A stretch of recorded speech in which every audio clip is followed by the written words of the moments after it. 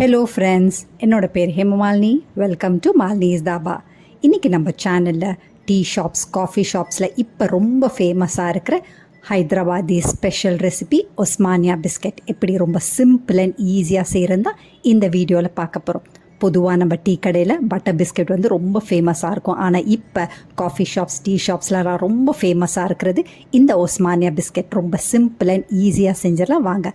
அதுக்கு முதல்ல இது வரைக்கும் நம்ம சேனலை சப்ஸ்கிரைப் பண்ணாமல் இருந்தால் மறக்காமல் சப்ஸ்கிரைப் பண்ணி வச்சுட்டு பக்கத்தில் இருக்க பெல் பட்டனையும் ப்ரெஸ் பண்ணி வச்சுக்கோங்க. அப்போ தான் நான் போடுற வீடியோஸ் உங்களுக்கு நோட்டிஃபிகேஷனில் வரும். வாங்க, டிலே பண்ணாமல் வீடியோவுக்கு போகலாம். Hyderabadi special famous Osmania biscuit செய்கிறதுக்கு ஒரு பெரிய பவுல் வச்சுருக்கேன். இதில் ரூம் டெம்பரேச்சர் ஊரில் பட்டர் வந்து அரை கப் அளவுக்கு சேர்த்துக்கோங்க.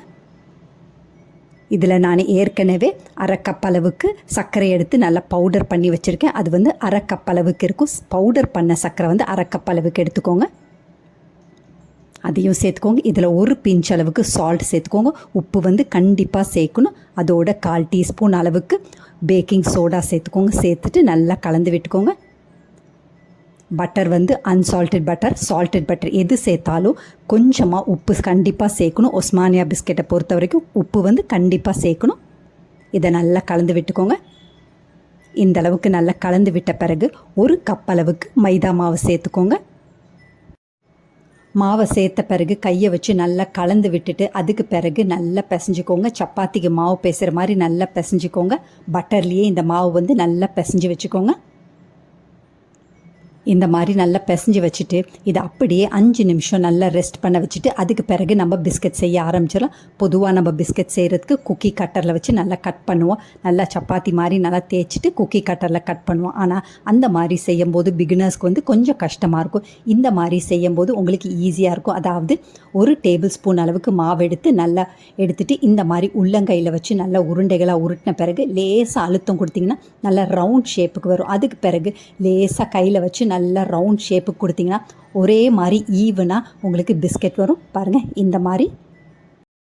இதே மாதிரி இன்னொரு பிஸ்கெட்டையும் நான் செஞ்சு காட்டிடுறேன். ஒரு டேபிள் ஸ்பூன் அளவுக்கு மாவு எடுத்துக்கோங்க. மாவு எடுத்துட்டு நல்ல பால் ஷேப்புக்கு நல்ல உருண்டைகளாக உருட்டிக்கோங்க. உருட்டின பாலை வந்து உள்ளங்கையில் வச்சு லேசாக அழுத்தம் கொடுத்திங்கன்னா நல்ல ரவுண்ட் ஷேப்புக்கு கிடைக்கும். அதுக்கு பிறகு விரல்களை வச்சு லேசாக அழுத்தம் கொடுத்திங்கன்னா அங்கங்கே இருக்க கிராக் கூட நல்லா ஸ்மூத்தாகிடும். பாருங்கள், ரொம்ப அருமையாக ரெடி பண்ணிவிட்டோம். குக்கி கட்டரே இல்லாமல் ரொம்ப அருமையாக பிஸ்கெட் வந்து ரெடி ஆகிடுச்சு. மீதி உள்ள மாவு இதே மாதிரி பிஸ்கெட்டை செஞ்சுட்டு அதுக்கு பிறகு நம்ம பேக் பண்ண ஆரம்பிச்சிடலாம். பேக்கிங் ட்ரே எடுத்திருக்கேன். இதில் பட்டர் அப்படி இல்லைன்னா நெய்யை வந்து நல்லா தடவி விட்டுட்டு பிஸ்கெட்ஸ் எல்லாம் அரேஞ்ச் பண்ணிக்கலாம். அதுக்கு பிறகு பேக் பண்ண ஆரம்பிச்சிடலாம். பேக் பண்ணுறது வந்து 2 விதத்தில் பேக் பண்ணலாம். ஒன்று அடுப்பில் வச்சு ப்ரெஷர் குக்கரில் வச்சு நம்ம பேக் பண்ணலாம்.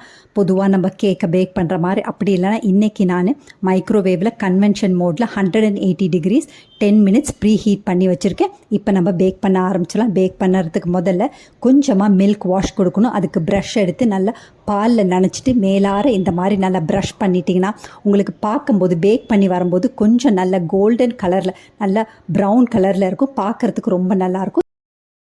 இப்போ பிஸ்கட்ஸை பேக் பண்ண ஆரம்பிச்சிடலாம். 30லேருந்து 35 நிமிஷம் டைம் செட் பண்ணிக்கோங்க. இப்போ பாருங்கள், 35 நிமிஷம் எனக்கு ஆயிடுச்சு. பிஸ்கெட்ஸ் எல்லாம் வந்து நல்ல பேக் ஆகிருக்கு. கீழ்ப்பாகமும் சரி மேலேயும் சரி நல்ல கோல்டன் ப்ரௌனில் வந்திருக்கு. ரொம்ப கிறிஸ்பியாக இருக்கும். டேஸ்ட்டும் அதே மாதிரி ரொம்ப பிரமாதமாக இருக்கும். வழக்கமாக நம்ம டீ கடையில் சாப்பிட்ற பட்டர் பிஸ்கெட்டை விட இந்த ஒஸ்மானியா ஹைதராபாடி ஸ்பெஷல் ஒஸ்மானியா பிஸ்கெட் வந்து ரொம்ப டேஸ்ட் வந்து ரொம்ப பிரமாதமாக இருக்கும்.